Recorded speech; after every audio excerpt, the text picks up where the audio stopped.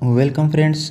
आज के वीडियो में डिस्कस करने वाले हैं कि AIIMS MSc nursing entrance exam 23 के लिए डॉक्यूमेंट कैसे अपलोड करने हैं, कौन सा डॉक्यूमेंट कहाँ मिलने वाला है। माइग्रेशन सर्टिफिकेट को लेके बहुत सी क्यूरी आपके मन में है, वो भी आपकी सॉल्व आउट करने वाले हैं।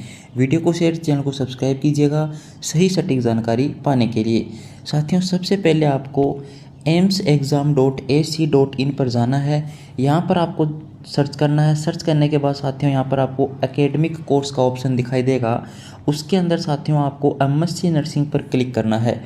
एमएससी नर्सिंग पर क्लिक करने के बाद साथियों प्रोसीड पर आप क्लिक करेंगे।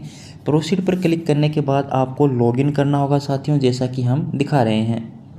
अपनी सभी डिटेल डालने के बाद साथियों यहाँ पर आपको लॉगिन कर देना है। लॉगिन करने के बाद साथियों आपके सामने जो आपका फ़ोटो है वो सबसे पहले आएगा, वो हमने यहाँ पर अलग कर दिया है। अब देखिए साथियों, यहाँ पर यदि आपने क्वालिफाई किया एग्ज़ाम में तो आपको डॉक्यूमेंट अपलोड करने का जो ऑप्शन है वो मिल जाएगा। यदि आपने अभी तक भी क्वालिफाई नहीं किया था एंट्रेंस एग्ज़ाम को, तो साथियों आपके लिए केवल रिजल्ट का ऑप्शन है वो आज अवेलेबल हो जाएगा, या तो फिर कल अवेलेबल कन्फर्म हो जाएगा। तो इंडिविजुअली आप अपना स्कोर कार्ड वो देख सकते हैं, चेक कर सकते हैं। अब देखिए साथियों, यहाँ पर आपको नीचे आना है और upload certificate for MSc nursing पर क्लिक करना है। तो जैसे ही साथियों आप वहाँ पे क्लिक करते हैं तो इस प्रकार का इंटरफेस आपके सामने होगा, जहाँ पर सबसे पहले आपको अपना एडमिट कार्ड साथियों विद सिग्नेचर अपलोड करना है, और वो भी पीडीएफ फॉर्मेट में। इंक्लूड किस किस के साथियों बीच में आपको करना होगा, ये देखिए जो केबी जो साइज़ दिया गया है उसका आपको ध्यान में रखना है। 100 to 1000 जो केबी है इसके बिटवीन आपके एडमिट कार्ड की अपलोडिंग साइज़ होनी चाहिए। इससे एक्स्ट्रा नहीं होनी चाहिए और इससे बिलो भी नहीं होनी चाहिए। दूसरा सर्टिफिकेट साथियों आपको रजिस्ट्रेशन स्लिप लगाना है। अब कैंडिडेट ये पूछ रहे हैं कि ये रजिस्ट्रेशन स्लिप है क्या। तो साथियों जब आपने एमएससी नर्सिंग एंट्रेंस एग्ज़ाम 23 का एप्लीकेशन फॉर्म फिल किया था अपना, उस टाइम साथियों आपने एक प्रिंट निकाला था, उसी को रजिस्ट्रेशन स्लिप बोलते हैं। जो आपने फॉर्म भरा था और भरने के बाद उसको कंप्लीट किया, कंप्लीट करने के बाद जो आपने प्रिंट आउट निकाला था वह यहाँ पर रजिस्ट्रेशन स्लिप है।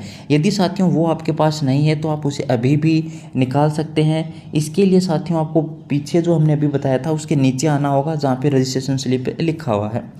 अब देखिए साथियों, इसको भी आपको पीडीएफ फॉर्मेट में ही अपलोड करना है।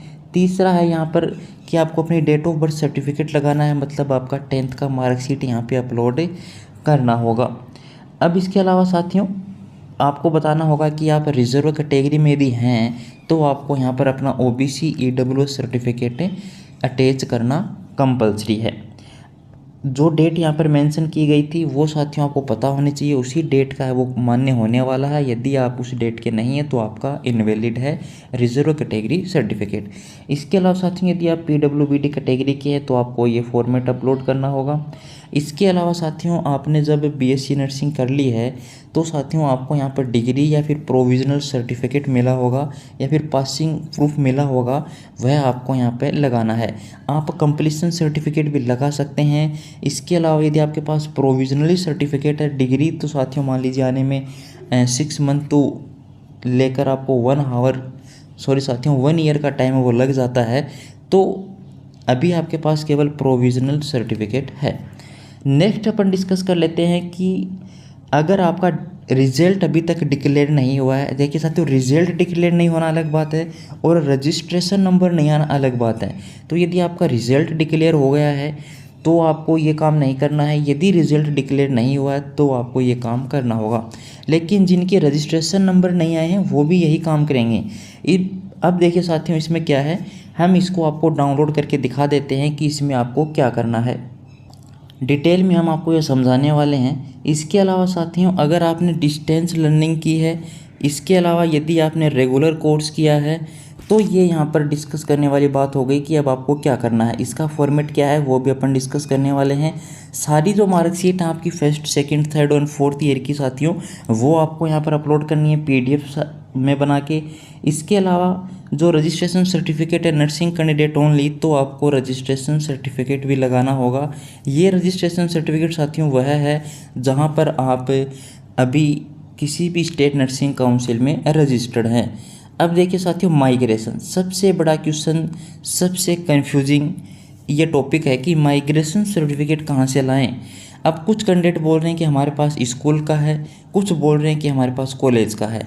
देखिए साथियों, मैं आपको एक बात क्लियर कर देना चाहूँगा यहाँ पे, आपके पास जो भी है जिस पर माइग्रेशन सर्टिफिकेट लिखा हुआ है वही अपलोड कर दीजिए, चाहे स्कूल का है चाहे कॉलेज का है। कॉलेज का नहीं है स्कूल का है, स्कूल का नहीं है कॉलेज का है, दोनों ही नहीं है।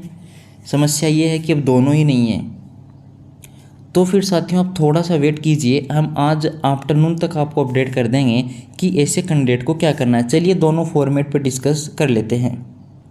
बहुत से साथियों के कमेंट और मैसेज आ रहे हैं कि मनीष जी जो 5th नंबर पॉइंट है उसका क्या करना है। तो देखिए साथियों, 5th नंबर पॉइंट में दो बातें हैं, एक तो आपका कोर्स रेगुलर है या फिर आपने डिस्टेंट लर्निंग कोर्स किया है। तो ये दोनों ही बातें हैं, मतलब ओपन यूनिवर्सिटी से यदि आपने किया है तो वो आपका नीचे वाला है, और अगर आपने किसी नॉर्मल या फिर गवर्नमेंट या प्राइवेट इंस्टीट्यूट से किया है, अपनी यूनिवर्सिटी से किया है, स्टेट से, तो साथियों आप रेगुलर कोर्स में आपने 4th ईयर दिए होंगे बीएससी नर्सिंग को। अब साथियों देखिए, दूसरा है यहाँ पर कि आपने इंटर्नशिप पूरा किया है क्या अपना। तो इंटर्नशिप जिन्होंने पूरा कर लिया है, पहले क्या था साथियों, इंटर्नशिप हुआ करती थी, आजकल हमारे भी इंटर्नशिप है वो होती है 6 मंथ की, आप सभी जानते भी हैं। यदि आपने वो कंप्लीट कर ली है 31 जुलाई 23 तक, तो आपको साथियों यहाँ पे ये काम करना है, अपना रैंक लिखना है, और इन दोनों पॉइंट में से जो आप पर लागू है वो आपको करना होगा। सिग्नेचर आपको करने हैं, कैपिटल लेटर में आपको अपना नाम लिखना है, मोबाइल नंबर और अपनी डेट यहाँ पर लिखनी है, और इसको अपलोड कर देना है। अब साथियों ये जो सेकंड फॉर्मेट है, ये सेकंड फॉर्मेट उन कैंडिडेट के लिए है जो अपीयर हैं और लास्ट ईयर में है लेकिन अभी तक रिज़ल्ट नहीं आया है। तो जिनका रिज़ल्ट नहीं आया है वो ये साथी अपने कॉलेज से जाके प्रिंसिपल से इसको रजिस्टर करवाएंगे, उसके बाद इसको अपलोड कर देना है। धन्यवाद साथियों, आई होप आपके मन में अभी कोई क्वेश्चंस नहीं रहा होगा, सब कुछ हमने बता दिया है। वीडियो को शेयर, चैनल को सब्सक्राइब जरूर कीजिए। धन्यवाद।